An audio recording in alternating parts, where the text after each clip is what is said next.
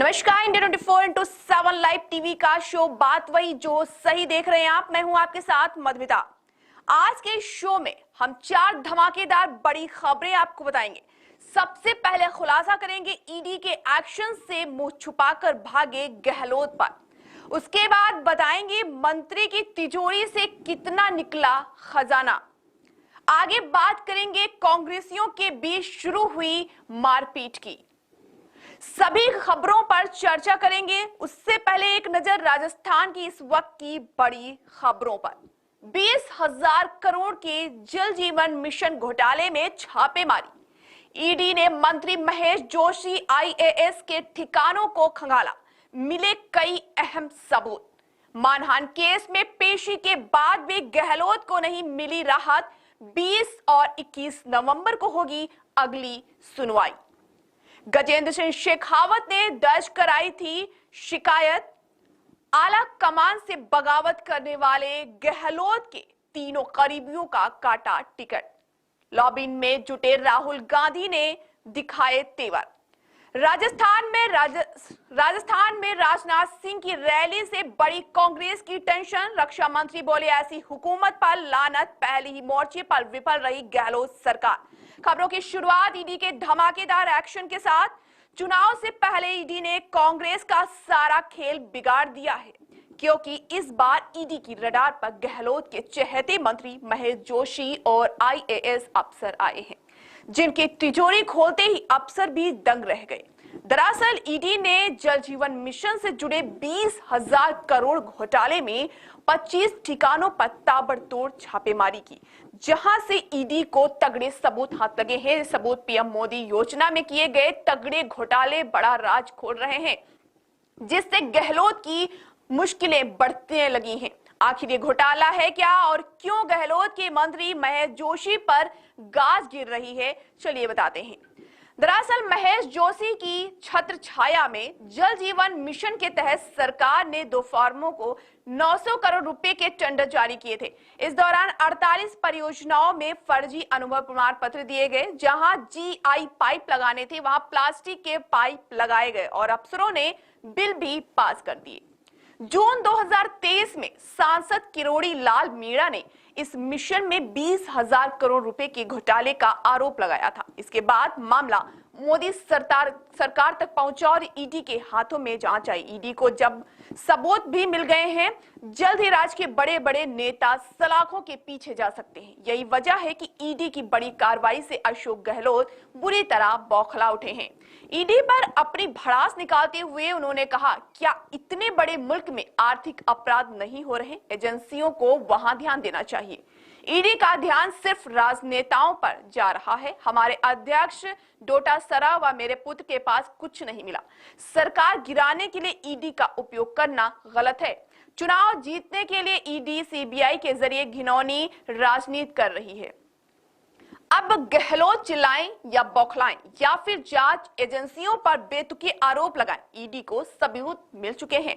सबूत के बाद ही इस घोटाले में एक्शन हो रहा है। वैसे बड़े शातिर तरीके से मंत्री साहब ने इस घोटाले को अंजाम दिया। इस पूरे गैंग ने इसमें मिलकर काम किया। दरअसल जल जीवन मिशन के तहत राजस्थान के इलाकों में पीने के पानी के लिए पाइपलाइन डाली जानी थी, लेकिन जांच में खुलासा हुआ है कि राज्य में पानी की लाइन डाली ही नहीं गई, लेकिन उस काम का बिल ठेकेदारों के जरिए नेताओं और अधिकारियों तक पहुंचा दिया गया। काम हुआ नहीं, लेकिन सरकारी खजाना लूटने का मंत्री जी ने गुर्गों ने इंतजाम कर लिया। ये सब कुछ गहलोत सरकार के नाक के नीचे हुआ। मंत्री जी पूरा खेल खेलते रहे, लेकिन किसी ने एक्शन नहीं लिया। और अब जब ईडी खुलासा कर रही है तो गहलोत के अंदर डर पैदा हो गया है। अगली खबर, कोर्ट में गिड़गिड़ाए गहलोत पर। मुख्यमंत्री अशोक गहलोत कानूनी जाल में फंस गए हैं। मानहानि केस में गहलोत की मुश्किलें लगातार बढ़ती नजर आ रही हैं। इसी कड़ी में दिल्ली की राउज रेवेन्यू कोर्ट में केंद्रीय मंत्री गजेंद्र सिंह शेखावत के मानहानि दावे पर सुनवाई की गई। गहलोत वीडियो कॉन्फ्रेंसिंग के जरिए कोर्ट में पेश हुई, जहां से गहलोत को राहत नहीं मिली है। अब इस मामले में अगली सुनवाई 20 और 21 नवंबर को होगी। कहा जा रहा है कि ये केस गहलोत के लिए मुश्किलें खड़ी कर सकता है। आखिर ये मानहानि का मामला क्या है, क्यों गहलोत इस केस में फंसे हैं, चलिए ये भी जानते हैं। संजीवनी क्रेडिट कॉर्पोरेशन सोसाइटी की ओर से हजारों निवेशकों के लगभग 900 करोड़ रुपए के गबन करने से जुड़ा हुआ है। केंद्र जल शक्ति मंत्री और जोधपुर से सांसद गजेंद्र सिंह शेखावत ने दिल्ली मेट्रोपॉलिटन मजिस्ट्रेट में शिकायत की थी। इसमें आरोप लगाए गए थे कि अशोक गहलोत घोटाले को लेकर उनके खिलाफ आपत्तिजनक टिप्पणियां कर रहे हैं। गहलोत उनकी छवि खराब करने और उनके राजनीतिक जीवन को प्रभावित करने का प्रयास कर रहे हैं, जिससे गहलोत पर मानहानि का केस हुआ। हालांकि गहलोत ने केस रद्द करने के लिए याचिका भी लगाई थी, लेकिन कोर्ट ने उनकी याचिका को खारिज कर दिया, क्योंकि अपने आप में ये मामला काफी गंभीर हो गया, क्योंकि ये केस 1-2 रुपए का नहीं बल्कि करोड़ों रुपए के घोटाले और हजारों लोगों की जिंदगी से जुड़ा हुआ है। तो ऐसे में गहलोत ने बीजेपी नेता को फंसाने की कोशिश की, बिना सबूत के नए नए आरोप मढ़ दिए। यही झूठ गहलोत को ले डूबा। दरअसल राजस्थान के सीएम अशोक गहलोत ने केंद्रीय मंत्री गजेंद्र सिंह शेखावत पर बार बार संजीवनी घोटाले में शामिल होने का आरोप लगाया था।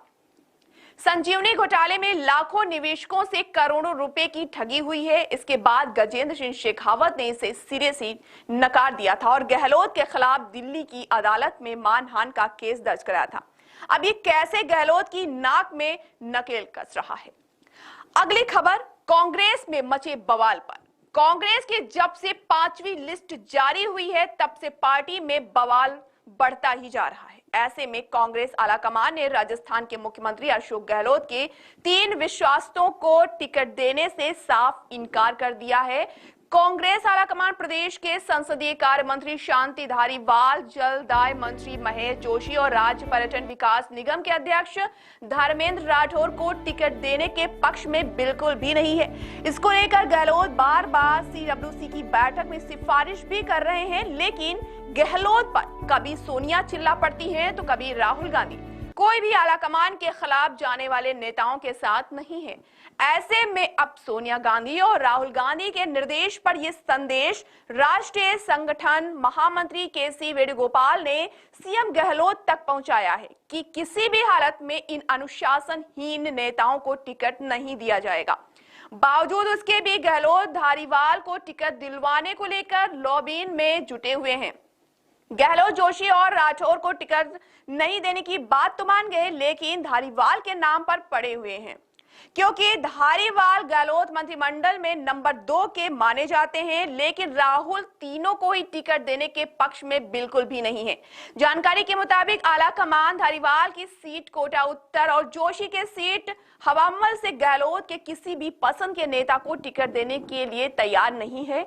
आलाकमान की मंशा को देखते हुए गहलोत ने जोशी के स्थान पर RR तिवारी का नाम दिल्ली भेजा है, जिस पर राहुल ने सहमत दे दी है, जिससे पार्टी में बवाल और मच गया है। अब तो कहा यह भी जा रहा है कि अगर इन तीनों नेताओं को टिकट नहीं दिया गया तो आखिर में ये लोग भी कांग्रेस को झटका दे सकते हैं। आखिरी खबर, राजनाथ सिंह की हुंकार पर। राजस्थान में राजनाथ सिंह की रैली में कांग्रेस के पसीने छूट गए हैं, क्योंकि राजनाथ सिंह ने चुनावी मंच से कांग्रेस के घोटाले पर जमकर प्रहार किया। गहलोत राज में फैले हुए कानून व्यवस्था पर सवाल उठाए। राजनाथ सिंह ने तंज कसते हुए कहा कि राजस्थान में कानून व्यवस्था जैसी कोई चीज ही नहीं है। कन्हैयालाल की जिस प्रकार की हत्या की गई उसकी कोई कल्पना नहीं कर सकता।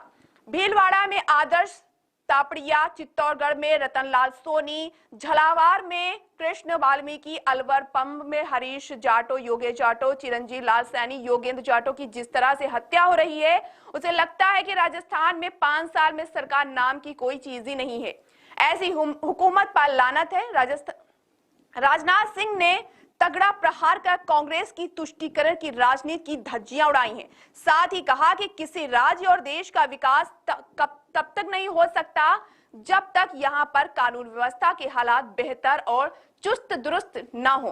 कानून व्यवस्था की पहली शर्त विकास और प्रगति होती है और पहले ही मोर्चे पर कांग्रेस की सरकार पूरी तरह से विफल हो गई। ऊपर से भेदभाव किया जाता है कि अपराधी किस जात और किस धर्म और मजहब का है। ये बात हकीकत भी है कि जब से राज्य में कांग्रेस सत्ता में आई है, तब से लगातार अपराध का ग्राफ बढ़ता ही जा रहा है। हाल ही में महिलाओं के साथ बढ़ते अपराध को लेकर एक रिपोर्ट सामने आई है जिसमें राजस्थान अव्वल नंबर पर था, जिससे गहलोत सरकार कानून व्यवस्था के मुद्दे पर पूरी तरह फेल साबित हो गई। रही बात घोटाले की, तो गहलोत सरकार में उनके ही नेता जमकर घोटाले को भी अंजाम दे रहे हैं। यही वजह है कि चुनाव से पहले कई मंत्रियों की जेल जाने का डर सता रहा है। तो आज की